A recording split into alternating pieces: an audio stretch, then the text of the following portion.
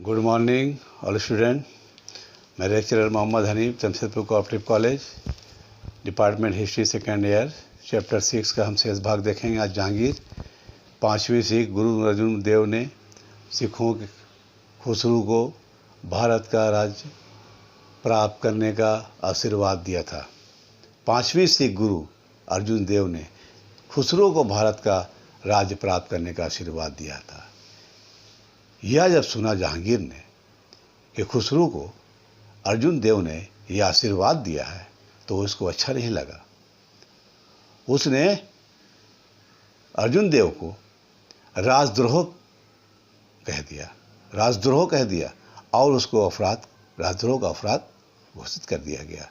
इस घोषित पे उसको अर्जुन देव को मृत्युदंड दे दिया गया।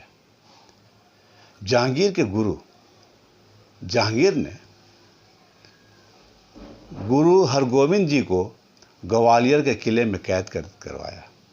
वह 1606 से 1618 तक जेल में रहे। ग्वालियर के सिखों का तीर्थ बन गया। सिखों का वहाँ पर तीर्थ बन गया ग्वालियर में। वे लोग हरगोविंद जी को मानने के लिए ग्वालियर के किले पे आते गए और यहाँ तक जब उनको नहीं मिलने दिया गया तो वो लोग जो है वहाँ के परिजय लोग उस किले को चूमने लगे।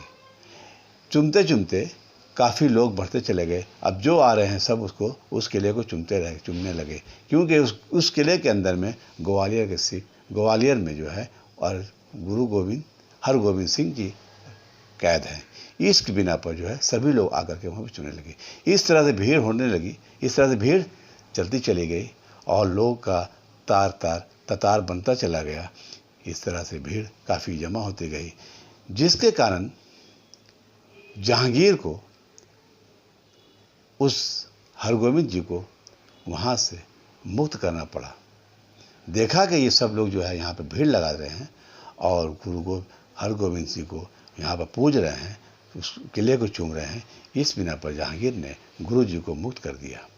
मेवाड़ के राजा प्रताप सिंह ने अकबर का अधीनता स्वीकार नहीं कर रहे थे।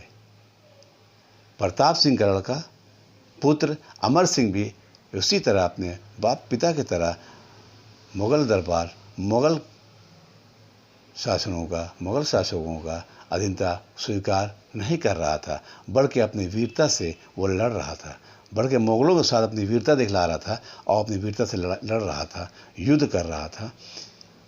मुगलों को आखिरकार 1615 ईस्वी में जहांगीर ने मेवाड़ के राजा अमर सिंह को पराजय किया। आखिरकार जहांगीर ने मेवाड़ के राजा अमर सिंह को पराजय किया और उन्हें संधि करने पर विवश किया। दक्षिण भारत में अहमदनगर का प्रधान मलिक अंबर था। वह योग्य सेनापति था और उसने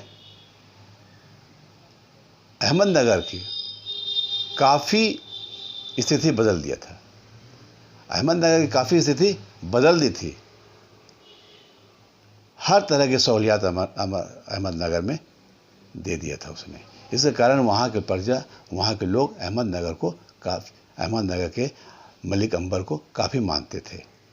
मराठों की एक खूबी और थी कि सबसे बड़ी खूबी ये थी कि उन्होंने अपनी ज़रूरियात बहुत कम कर दी थी।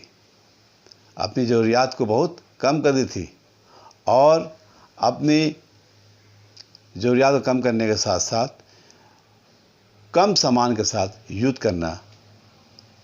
युद्ध में जा सकते थे। वो कम सामान में युद्ध में जा सकते थे। उसने मलिक अंबर के साथ शहजादा खुर्रम को जहांगीर ने संधि करने के लिए भेजा कि जाओ संपन्न करो और जाके संधि करो उससे। तो इस संधि को शहजादा खुर्रम वहाँ गए और संधि बनाया। संधि कामयाब हुआ और जब ये समाचार मिला पा करके जहांगीर ने बहुत अत्यधिक प्रसन्न हुआ उस संधि से। आखिरकार 1626 में मलिक अंबर की मृत्यु हो गई और नतीजा ये हुआ मुगलों के लिए दक्षिण में राज्य विस्तार करने का सरल हो गया। इसके बाद हम कल देखेंगे। धन्यवाद।